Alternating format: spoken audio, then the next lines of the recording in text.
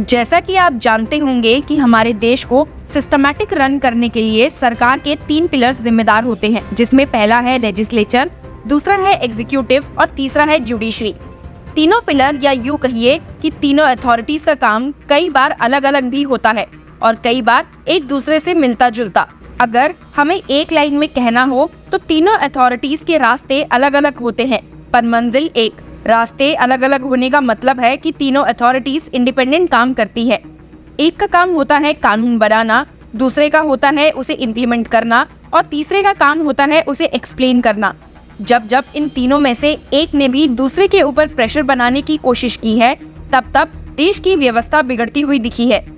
एक बार फिर से इसी व्यवस्था पर former chief justice of India Ranjan Gogoi अपने स्टेटमेंट से वार करते हुए दिखाई दिए हैं। बात करें गुवाहाटी हाई कोर्ट की, जिसने 5 अप्रैल 2024 को अपना 76 फाउंडेशन डे सेलिब्रेट किया है, जहां former chief justice of India Ranjan Gogoi ने जुडिशरी पर अपनी एक स्पीच डिलीवर की है, जहां गोगोई ने जुडिशरी के बहुत से पहलुओं पर विस्तार से बात की है। इसी के साथ रंजन गोगोई जुडिशरी पर एक बार फिर से तीखे वार करते हुए दिखाई दिए हैं। आपको बता दें कि रंजन गोगोई ने साल 2012 में सुप्रीम कोर्ट के जज का पद संभाला था। साल 2018 में प्रमोशन होने के बाद रंजन गोगोई देश के 46 चीफ जस्टिस बने थे। हालांकि अपने कार्यकाल के दौरान डिसाइड किए हुए कई केसेस में रंजन गोगोई को क्रिटिसिज्म झेलना पड़ा था। जैसे गोगोई ने उस केस में भी अपना फैसला सुनाया था जिसमें वो खुद इन्वॉल्व थे। फॉर्मर जस्टिस उस बेंच का भी हिस्सा थे जिसने साल 2019 में श्री राम जन्मभूमि से रिलेटेड मैटर पर जजमेंट सुनाया था। जस्टिस गोगोई न सिर्फ अपने जजमेंट से फेमस थे, बल्कि उनके तीखे स्टेटमेंट भी उन्हें काफी चर्चा का विषय बना देते थे। अपने कार्यकाल के दौरान ही रंजन गोगोई ने जुडिशरी पर तीखे बयान देना चालू कर दिया था। आपको याद दिला दूं कि 2018 में भी जस्टिस गोगोई ने एक प्रेस कॉन्फ्रेंस की थी, जिसका हिस्सा 4 और जज भी थे, जिसमें उन्होंने उस टाइम पर acting chief justice of India Deepak Mishra के कामों को काफी क्रिटिसाइज किया था। ये क्रिटिसिज्म उस टाइम काफी वायरल हुआ था, क्योंकि देश की हिस्ट्री में ऐसा पहली बार था कि कोई सुप्रीम कोर्ट के सीनियर जज अपने ही चीफ जस्टिस के खिलाफ बयान दे रहे थे, वो भी उस कंडीशन में जब जस्टिस गोगोई खुद चीफ जस्टिस ऑफ इंडिया की सीट पर बैठने वाले थे। इस प्रेस कॉन्फ्रेंस के दौरान कहा जाता है, 4 of us has been telling the Chief Justice of India Deepak Mishra to correct his ways for the sake of the institution. We have spotted things in the last few months, tried to intervene but to no avail. 20 years from now, nation should not say we sold our souls. We tried to collectively tell Chief Justice of India Deepak Mishra that certain things in the administration of the Supreme Court is not in order. Unfortunately, our efforts failed. So we are saying this before the nation. जैसा कि हमने पहले भी बताया कि ऐसे तीखे statements के कारण जस्टिस गोगोई काफी चर्चों में रहे हैं। ऐसे में अब राज्यसभा मेंबर होते हुए उनका जुडिशरी पर निशाना साधना अपने आप चिंता का विषय बनता है। आइए बात करते हैं जस्टिस गोगोई ने क्या बात अपने लेक्चर के दौरान कही है। सबसे पहले गोगोई कहते हैं कि जब जुडिशरी एक्टिव होती है तो देश में शांति बनी रहती है, पर अगर वही जुडिशरी ज्यादा एक्टिव हो जाती है तो ये एक्टिवनेस ही दखल अंदाजी लगने लगती है। इसका सीधा सीधा मतलब माना जा सकता है कि जुडिशरी जब सरकार के खिलाफ ज्यादा कुछ नहीं करती है तो दोनों बॉडीज अपना अपना काम करती है, लेकिन जब ये ना हो और गवर्नमेंट की पॉलिसीज पर सवाल उठाए जाए तो दखल अंदाजी होती है।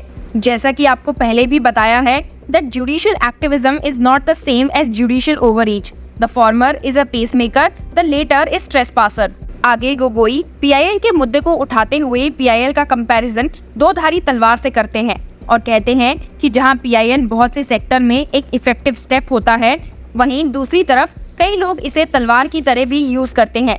ये वही तलवार होती है जो लेजिस्लेचर और एग्जीक्यूटिव के कामों पर अननेसेसरी चलाई जाती है, जिससे कि सिचुएशन बैलेंस में नहीं रह पाती। He said, on one side, PIL has been instrumental in effecting landmark changes in various sectors, including environmental protection, human rights, and government accountability.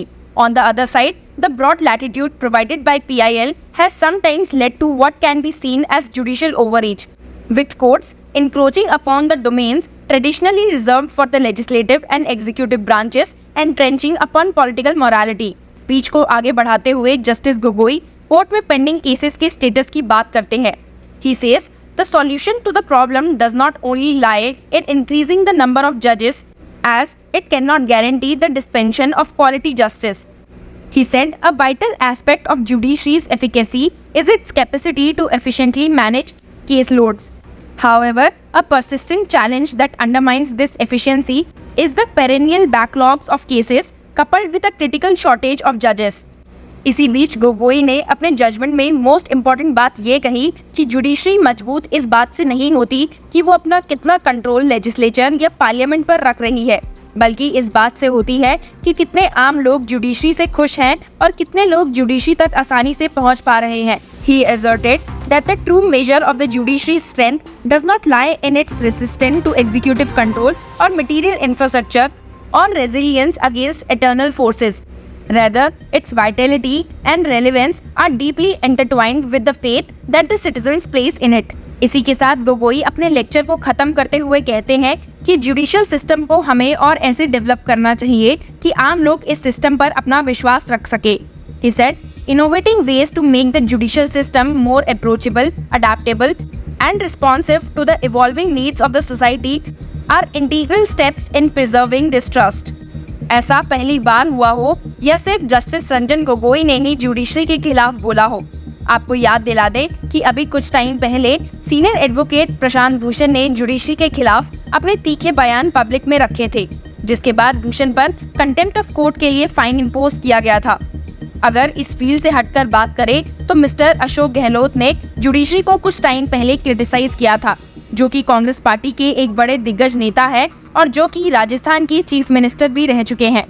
उन्होंने कहा था, आज जो बताएं इतना करप्शन हो रहा है जुडिशरी के अंदर, इतना भयंकर करप्शन है, कई वकील लोग तो मैंने सुना है लिख के जाते हैं जजमेंट और जजमेंट वही आता है। क्या हो रहा है जुडिशरी के अंदर, चाहे लोअर हो चाहे अपर हो, हालात बड़े गंभीर हैं। हालांकि इस बात के बाद गहलोत ने अपने ट्विटर हैंडल पर माफी भी मांगी थी, जो कि मांगनी भी चाहिए। आप जुडिशरी को करप्ट नहीं कह सकते। हो सकता है कुछ जजमेंट गलत हो, क्योंकि चेयर पर आखिरकार तो इंसान ही बैठा है, और अगर गलत है तो आपके पास अपील का अधिकार है और काफी सारी बाकी अधिकार है जिसे आप अवेल कर सकते हैं।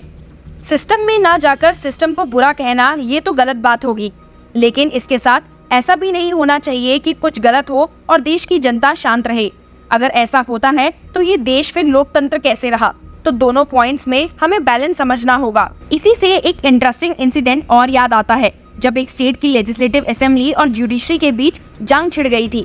बात यहाँ तक बढ़ गई थी कि हाई कोर्ट के जजेस के खिलाफ अरेस्ट वारंट तक इशू हो चुके थे। फिर इस मैटर को सुप्रीम कोर्ट ने इंटरवीन किया। तो सवाल ये उठता है कि क्या जुडिशरी पर तांज कसना या जुडिशरी के खिलाफ एक्शन लेना आज एक आम बात बन गई है? तो इसका जवाब तो आप लोग दे ही सकते हैं, जिसमें थोड़ी मदद करते हुए हम आपको इनका काम समझा देते हैं। जुडिशरी का काम होता है कि जो कानून पार्लियामेंट बना रही है उसमें कोई डाउट है तो क्लियर करना और उसे एक्सप्लेन करना। दूसरा काम है कि अगर कहीं कानून नहीं है तो उसके लिए टेम्परेरी कानून बनाना, ताकि पार्लियामेंट बाद में उस सब्जेक्ट पर कानून बना सके। और तीसरा बड़ा काम होता है जो आप अक्सर अपने आसपास देखते हैं कि एक्यूज्ड को सजा देना। अब सबसे ज्यादा इशू रेस तब होते हैं जब किसी गवर्नमेंट के लीडर पर कोई केस चल रहा है या फिर गवर्नमेंट के बने बिल पर कोई कोर्ट एक्शन ले। इस वक्त फिर इशू लेजिस्लेचर वर्सेस जुडिशरी हो जाता है। अब जब दो ऐसी अथॉरिटीज हैं जो पूरे देश को रन करती है, अगर वही आमने सामने हो जाएंगी तो मुद्दा तो क्रिएट होगा ही। आप हाल ही का एग्जाम्पल देखिए, जहां सुप्रीम कोर्ट ने अभी इलेक्टोरल बॉन्ड्स पर अपना सख्त रवैया अपनाया है और दूसरी तरफ रंजन गोगोई ने ये सारे स्टेटमेंट्स दिए हैं। आप इस टॉपिक पर अपनी क्या राय रखते हैं, हमें कमेंट बॉक्सेस में बताइए and keep following law chakra for more such legal news and updates.